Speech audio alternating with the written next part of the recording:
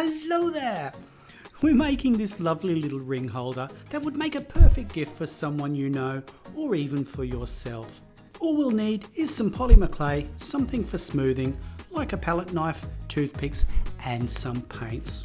I've grabbed some beige polymer clay as I'm painting the ring holder. We've done this with a clay press, but if you don't have one of those, you can knead it in your hands until it's soft. If your clay crumbles or is a little on the tough side at the start, don't stress, clay can start like that and needs to be worked before it can be used. Before we get too far into this project, make sure to preheat the oven to 120 to 130 degrees Celsius, or for our Fahrenheit friends, that's 248 to 266 degrees Fahrenheit. We're going to start by making a foot for our dish. I'm grabbing about a third of the clay for this. Use a circular shape, like this roll of tape, and cut out a small circle with a palette knife.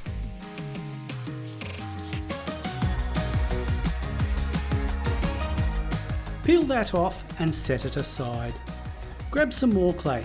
You can use another third or just a little more than a third. And we're going to grab that roll of tape again and cut on the outside this time to make the dish itself.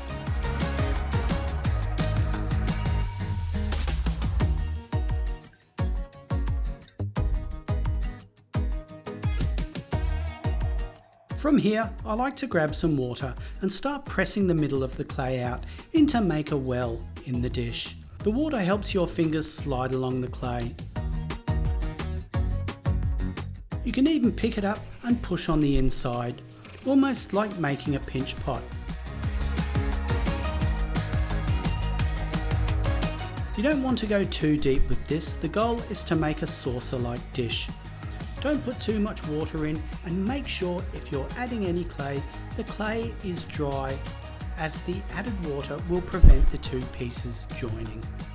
Refine the edges by pinching and turning the dish. Keep pinching and turning until they are an even width. I noticed some of my walls were getting a little too high, so I grabbed my palette knife and cut some of them off to even them out. Keep going until you're happy with the shape. This can take some time, but it's a mindful process.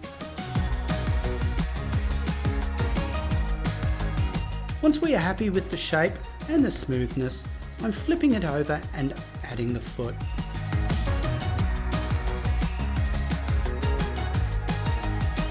You don't need to blend the sides as it'll stick together when it bakes, but flip it back over and press it down in the centre.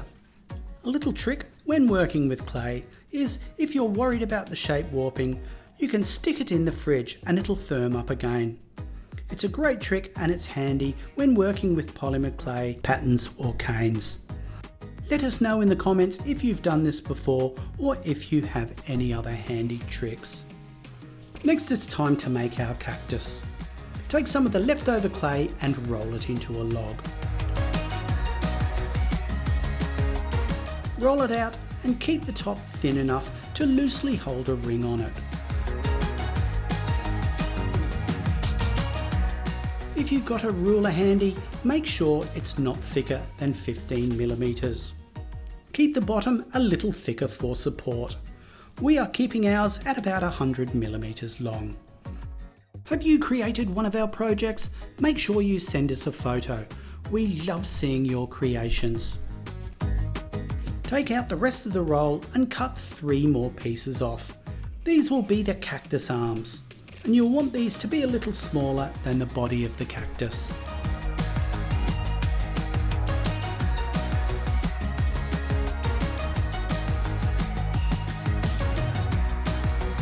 Grab 3 toothpicks, one for each arm, and cut them in half.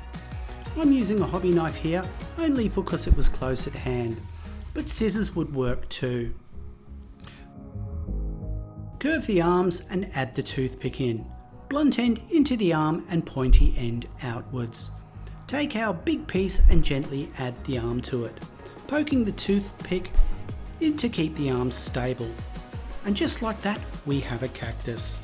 You can leave this here, or if you happen to have a small paintbrush handy, I've got a quick way to smooth out those seams. Using the paintbrush, gently press and drag the clay together to close any gaps. Roll the brush over the clay until the seams are smooth. If the arms start bending in the wrong direction, don't worry, we'll fix that once everything is smoothed out. Use the brush to finish smoothing all the joints. Say goodbye to Art Block and hello to Creative Connection.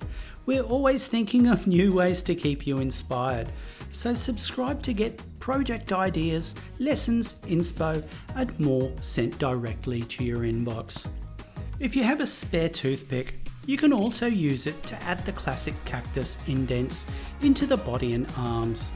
I carved them in with a toothpick, but I found I had to go back over them a couple of times to get the deep grooves.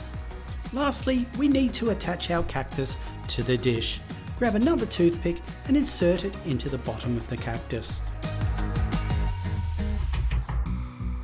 leaving just a little bit exposed. Turn the cactus and press it into the center of the dish.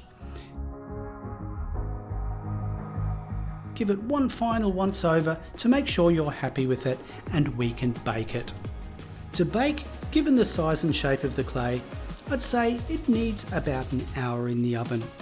The dish is about 6mm thick, so that would only need half an hour. But the base of the cactus is roughly 12mm, so that will need the extra half an hour. It's better to overcook polymer clay rather than undercook. Another note is if you built it on a plate like we did, just double check your plate is oven proof. Now that our dish is baked and all cooled down, we can paint it. We've grabbed a few paints including titanium white, yellow ochre and sap green. I also grabbed a tear-off paper palette because you can squeeze out your paints directly onto it and use it to paint on too. Not only will it protect your desk or table, when you're finished you can just tear off the sheet and throw it out, which is one of the best ways to sustainably dispose of paint. I'm going to start by creating a cream colour with the titanium white and yellow ochre. I've mixed up roughly a ratio of 4 parts white to 1 part ochre. Honestly, you don't need a lot to tint the white, but you'll need a bit of paint to cover the dish. We'll be covering the dish in 2 coats of this colour. Use a nice soft Taklon brush for this, any size will do the job.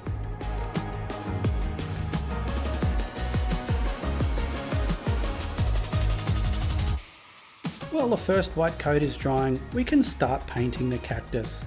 I want to make the grooves we carved out darker than the rest of the cactus, so I'm covering the whole thing with sap green.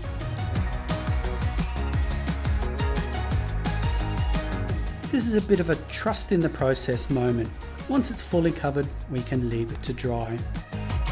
Once dry, we can cover with that second coat of cream on the holder.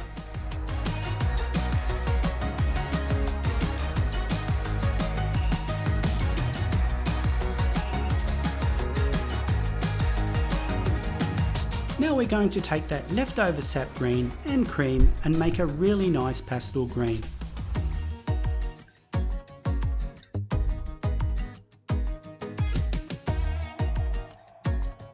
Keep adding more green or cream until you're happy with the colour. From here, I'm going to load up the brush with paint like this, then wipe nearly all of it off, like this. And then use this to lightly paint over the parts of the cactus, except the ridges. This technique is called dry brushing.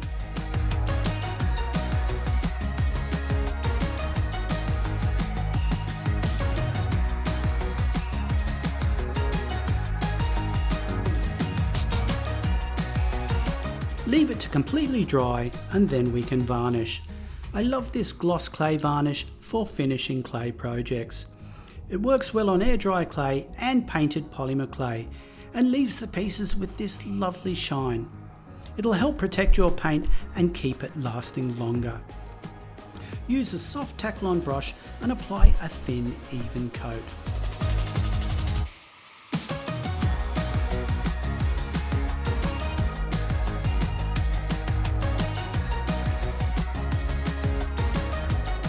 and you're done.